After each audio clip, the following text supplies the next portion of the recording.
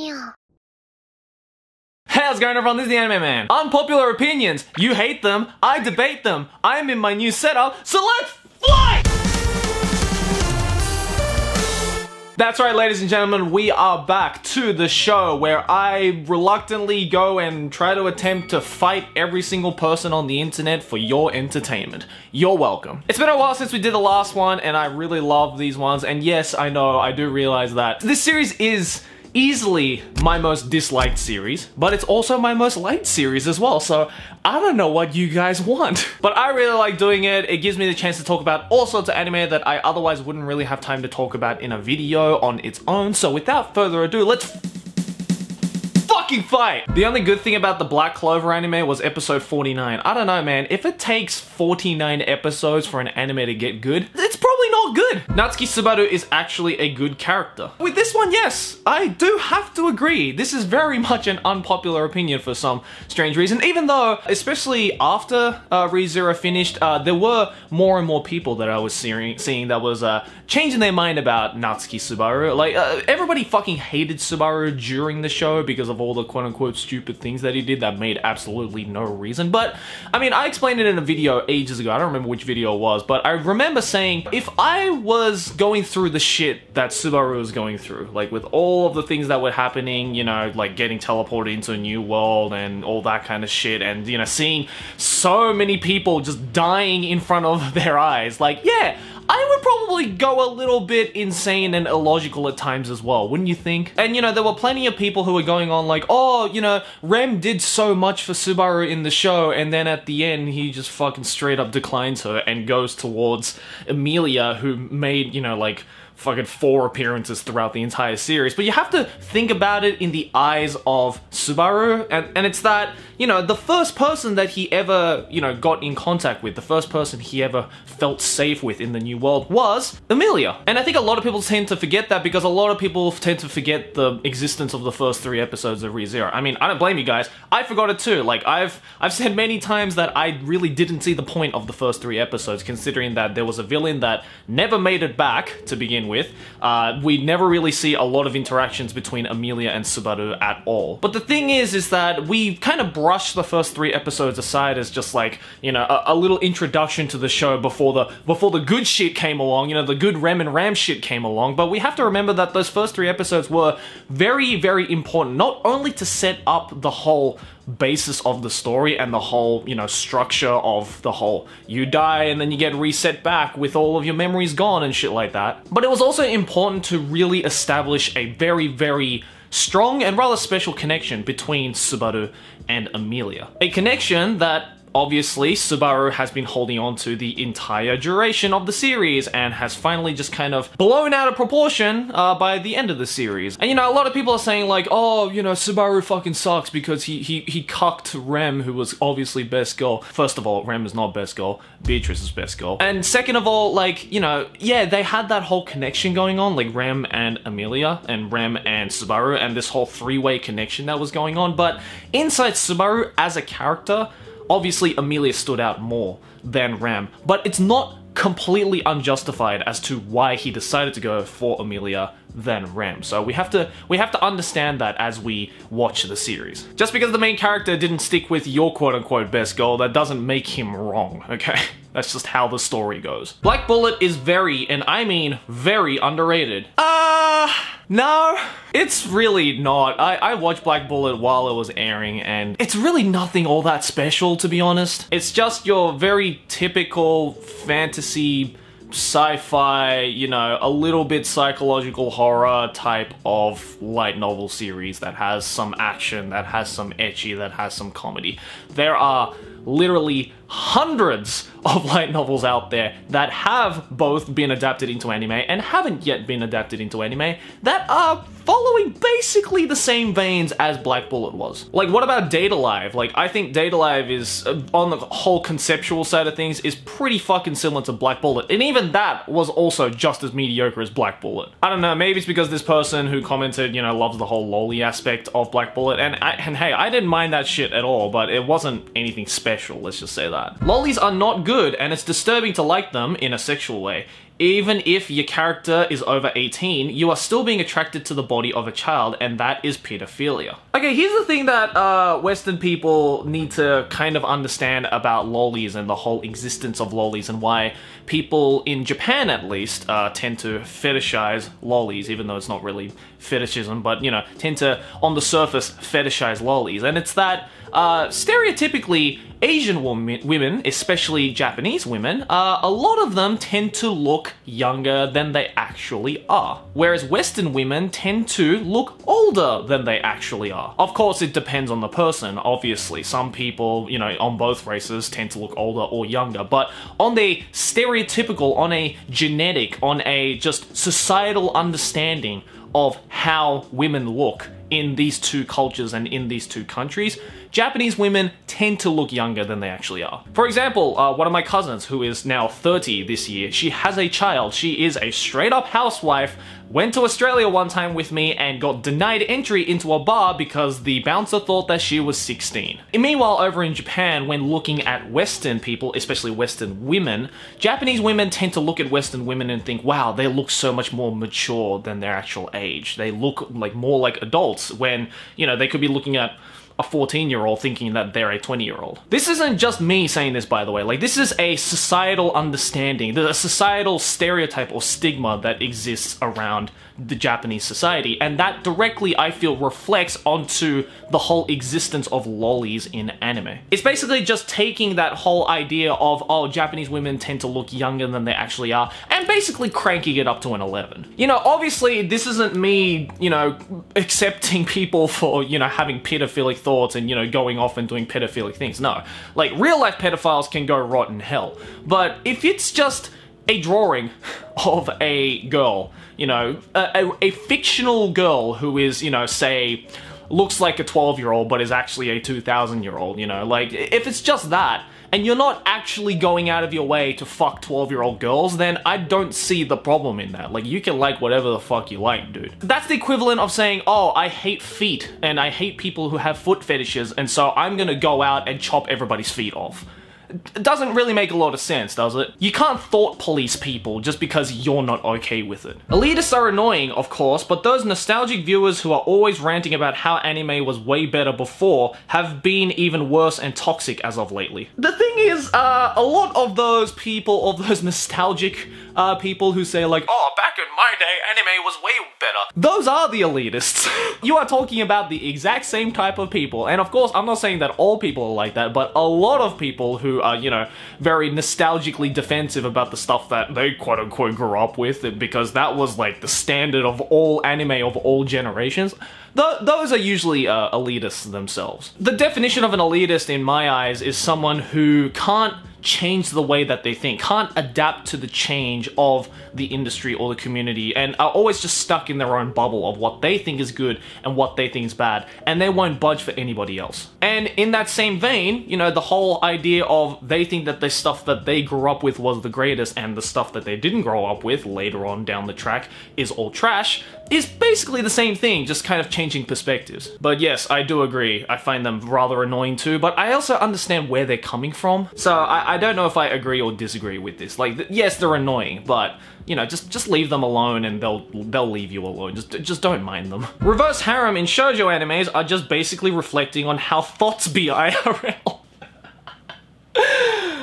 No, actually. I completely disagree with that, because that's like saying, oh, guys in actual, like, normal harem anime are just fucking playboys IRL, which is absolutely not the case. Most harem protagonists are in fact the opposite of that. They're what they call the grass eaters in Japan, where they, you know, they don't so much go and fucking grab any woman that's there and, you know, make it their own and, you know, fuck them silly. Like, that you see that shit in hentai, but you don't see that shit in harems, because otherwise there wouldn't really be a story that's established. And I feel the same thing goes for reverse harem protagonists. Like, reverse harem heroines are basically the same thing. It's just the accumulation of thoughts and, you know, dreams that a male or a female reader of whoever is watching it can put themselves into and immerse themselves into to basically live out their dream of having a harem. If there was a reverse harem where the main heroine was indeed a thought, as you call it, I would love to watch that because I think that would be hilarious. That would be a real, like, you know, genre twist on the whole, you know, reverse harem shit. Like, that would be something that I don't think we've ever seen before. So I think that would actually be more interesting than a normal reverse harem. MHA is not even close to being the king of shonen, as many nutjobs believe. It's not even that good, and it's incredibly overrated. Okay, I don't so much agree or disagree with this particular opinion, because it all depends on how you define the king of shonen. That's a pretty, like, arbitrary, floaty way to define anything. The king of something. Like, you could ask anybody, oh, what is, you know, who is the king of rock? And you'd probably get 500 different artists that come out of 500 different people, you know what I mean? Like, how do you define the king of a particular genre of anime? Like, if you define it as the most commercially successful, then factually, One Piece would be the king of shonen, because it is not only the highest selling shonen manga and series of all time, but the highest selling manga series of all time, period. Or what if someone defines the king of shonen as the first shonen ever created? You know, you go back to Shonen Jump from the 60s and you look at, you know, early stuff that artists like Nagai Go were creating, you know, like things like Majinger Z and even Devilman. That would be, you know, some of the first extremely successful, you know, shonen manga. So would that be considered the king of manga? Or is the king of shonen anime defined as, you know, of that time? Like, the king of shonen anime of 2018 currently is, without a doubt, regardless of whether you like it or not, My Hero Academia. The fact that recently they aired the My Hero Academia movie in cinemas and the box office was more successful than most other standard Western films goes to show that I think My Hero Academia right now is pretty much the king of shonen now. But I don't even think fans of My Hero Academia today are saying that My Hero Academia is the king of shonen of all time, unless, you know, My Hero Academia is the only shonen that they've ever seen, which would be very surprising on this day. Me personally, I would define the king of shonen as, you know, the shonen manga that made the biggest impact in the shonen genre. The shonen manga that made the biggest impact on me and the people around me and my, you know, friend circle and my manga and anime experience at the time, and that would be Dragon Ball. I grew up with Dragon Ball. The fact that people are still talking about Dragon Ball to this day is pretty much fact that, you know, it is a timeless shonen. You could even define it as the king of shonen. I'm sure there are many people watching this video right now that could define Dragon Ball as the king of shonen. I would also define, you know, Yu Yu Hakusho as the king of shonen. I would define Bleach as the king of shonen, even though there was a massive fall. The huge impact that that series made was incredible. Slam Dunk would be another example of the king of shonen. Like, that's one of the greatest sports manga of all time, in my opinion. So the fact that you're complaining about all these people, you know, supposedly calling My Hero Academia the king of shonen anime is, it's very unbelievable. Like, I haven't heard anybody saying that My Hero Academia is the king of shonen. I've heard people saying that it's a great shonen, and no doubt, I don't disagree with those people. I think My Hero Academia is pretty goddamn good, and I think deserves to be where it is today. But yeah, I don't think you should worry about, you know, complaining about My Hero Academia being the king of shonen, the definitive king of shonen, because it's really not. I don't think there is one show that is the definitive king of shonen. A certain scientific railgun is better than a certain magical index. I don't disagree with you on that point, but if you're a real Torara fan, then you would say that Index is pretty good as well. Gegege no Kitaro is an extremely underrated anime of the season. Yes! Yes! Yes! Gegege no Kitaro is not only the most underrated anime of the season, it is the most underrated anime, period, in my opinion. For those who don't know, Gegege no Kitaro has been around for a very long time. I believe it's a manga series from like the 60s, maybe even earlier, I'm not too sure. And they recently remade Gegege no Kitaro for the recent season, and the recent season is really fucking good. I feel the only problem why Gegege no Kitaro didn't make so much of a scratch mark on the Western audience is because, A, the original Gegege no Kitaro from the 60s didn't really leave a scratch mark on the audience, and B, I think it has to do with the whole subject matter that surrounds the narrative of Gegege no Kitaro. It's all about, you know, Japanese mythology, Japanese spirits, Japanese, you know, ghosts and ghouls and goblins and all of that kind of stuff that I feel only a very select niche people in the West are really, really into. Whereas in Japan, it's very much second nature for a lot of people. Like, when we hear a particular, you know, monster in Japanese mythology, then we would just be like, oh, yeah, of course. everybody knows the story to that. And so when we look at a show that is basically all of those things put together, then we're like, yeah, that's really cool. We don't have to like start from scratch and learn what these monsters are to begin with. Whereas in the West, a lot of people aren't so much familiar to that kind of stuff. Like, if I said things like Medama Oyaji or Ittan Momen, then you guys would be like, what the fuck is that? But here in Japan, it's second nature, and I feel it's because the 60s Giganto no Kitaro made such a huge societal impact in Japan that kids today even know about Giganto no Kitaro, even if they've never seen it before. Giganto no Kitaro in Japan has just basically become, you know, plastered on a legendary status of like, yeah, everybody knows this, even if you haven't read it, even if you haven't watched it, you know what the fuck it is. I guess it would be the equivalent to Pokemon over in the West. Like, your grandparents probably know who Pikachu is, but they probably couldn't tell you what series it's from. Madoka Magica is the best work from Shaft, and Uchagi Hanabi is the worst.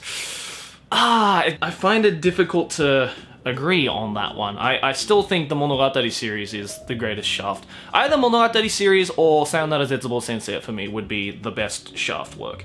Although Madoka Magica is also fucking fantastic. I'd say that's an equal third. And Uchagi Hanabi being the worst, I guess when we're talking about modern Shaft works, then yes, Uchagi Hanabi would probably be the worst, but I feel the problem with Uchagi Hanabi was not so much Shaft, but rather the original story and how it was composed narratively. Like, visually speaking and animationally speaking, I don't even think that's a word, but animation speaking, Shaft actually did a really fucking good job with the animation and movement of Uchagi Hanabi. The thing that made Uchagi Hanabi so shitty, in my opinion, was the story, which made absolutely no sense. Because any studio could have gotten on Uchagi Hanabi and tried to animate in the best way. You could have gotten Trigger to get on that shit. You could have gotten IG Productions to go on that shit. You could have gotten A1 to go on that shit. You could have gotten Kyoto Animation to go on that shit. You could think of any, like, incredibly beautiful and talented animation studio out there to try and animate Uchagi Hanabi, and I still feel it wouldn't have done the original series justice. Like, it just wouldn't have ended up a good show in any way. Because if you go back to the history of Shaft works, like, you know, back in like the 80s and 90s, like, there are some pretty crudely animated shit out there. Like, just go check it out and see for yourself. Besides, the majority claim that Castle in the Sky is better than Spirited Away, but in my mind, I just can't put Castle in the Sky above it. I just think I liked Spirited Away way better. And I feel a lot of people feel that way because they watched Spirited Away first. Now, correct me if I'm wrong if you're watching this. If you're saying, no, I watched Castle in the Sky first and I still think Spirited Away was the best, then, hey, then that just means Spirited Away, you prefer Spirited Away, and that's fine. I personally loved both, you know. As much as I love Spirited Away, like, that is a fucking fantastic movie, like, completely deserving of an Academy Award, no doubt. But something about Castle in the Sky just speaks to me more. Like, something about Castle, so when I look at Castle in the Sky and just look how it's animated, look how the characters flow, there's just something about it that is so charming that I don't think even Studio Ghibli themselves can replicate in the modern day. There's just some kind of, it's a timestamp to remind us of, you know, the old school days of Studio Ghibli and the old school days of Miyazaki's works, of, you know, directorial works. There's just something about it that just cannot be replicated in the newer, cleaner look of Studio Ghibli. And of course, that's not me saying that the newer, cleaner look of Studio Ghibli is necessarily bad. It's just different. In any case, for me, like, Castle in the Sky isn't even my favorite, like, Miyazaki or my favorite Studio Ghibli film. Like, my favorite Miyazaki film is still Lupin III, Castle Cagliostro, and my favorite Studio Ghibli film is When Marnie Was There. So, hey, it's all a matter of opinion. If you prefer one or the other, then that's fine, my boy. Junjito's manga is not even creepy. Instead, it kind of looks cute. I have the phone number of a really good psychological hospital. I'll leave that in the description if you want to go see yourself there. Not all horror anime need to have unnecessary jump scares, blood and gore, or have characters killed off for no reason. If it's not going to add to the story or plot, it's just useless shock factor. Yes, I absolutely agree, and I feel that can be said for not just anime, but for all TV series and movies out there. The whole reason why I'm not a huge fan of, you know, gore porn films like The Hostel or the Saw franchise is because of this reason. I just think the gore and the killing off people is fucking unnecessary to the story behind Saw. But here's the good thing about a lot of horror anime, or at least a lot of good horror anime, is that most of the good horror anime out there don't do this. Like, they don't use jump scares. They don't use unnecessary blood or gore or unnecessary killing off characters. If they do use that, then it is necessary. It's used to add to the atmosphere of everything. For example, look at the Corpse Party OVA. That shit was way too gory, way too killing, like, absolute everything about that was way too unnecessary for it to portray the story of Corpse Party. Whereas on the flip side, if you look at, say, Mononoke, which I consider one of the greatest horror anime of all time, that shit almost has zero gore, zero jump scares, zero killing off characters that are in an unnecessary fashion, and that shit is still creepy as fuck. So yes, I do absolutely agree with this opinion on anime and just, you know, media in general. The new art style of High School DD sucks. In particular, the faces of Rias, Asya, and Yuto are horrible. I feel that a lot of people feel that way because of the first batch, like the first 2 seasons being in a completely different art style. I feel that if you took the current art style of the current High School DD anime and pop that into the first couple of seasons of High School DD, like just, you know, completely unchanged, then I don't think people would have a problem with it at all. I think it's just, you know, people hate change and, you know, they want to maintain the continuity of everything. But if that shit was the same all around, you know, regardless of if they kept the old style or the old style was the current new style, then I don't think I would see people complaining. I just think, you know, people are just not susceptible to change. Personally speaking, I didn't have a fucking problem with it. I liked both styles very much so, but I don't really look at High School DD for like the style of all the characters, because High School DD actually has a pretty nice story that I'd much rather focus on. And finally, Hetalia is actually informative and needs a new season. Nah, it's just racist. Let's be real, like, that shit was built on stereotypes, it was built on stigmas, it was built on things that, you know, we turned into jokes because they were all chibi and cute, but if there was a live-action TV show of that shit on, say, Netflix, then oh boy, the amount of controversy that shit would create. Also, haven't we had enough seasons of Hetalia? Haven't there been like 5 seasons of that shit? I could barely get through the first season of Hetalia, let alone 5 seasons. So, no, it's not informative. There are plenty of other shows that are more informative that you could, you know, sink your teeth into rather than Hetalia. Let the pasta die down, okay? It's had its time. It needs to go. But anyways, guys, that's gonna do it for this episode of Let's Fight. Thank you to everybody who gave me your unpopular and compelling opinions and questions. It was a great little episode. If you enjoyed it, make sure to fucking smack that like button like a bitch ass, and let me know in the comments below what you think about my opinions on the unpopular opinions that were read out in this video. And if you'd like to join in on the next episode of Let's Fight, then make sure to use that hashtag Let's Fight and tweet it to me over on Twitter.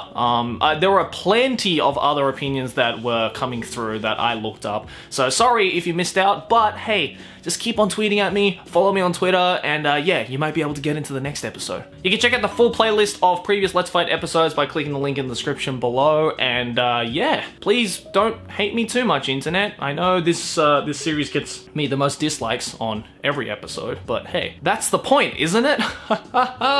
Don't kill me. Anyways, guys, thanks for watching. As always, like and favorite if you enjoy, subscribe from Rene Banner, and I'll see you guys in the next video of whatever I make. Keep watching anime. Shawnee!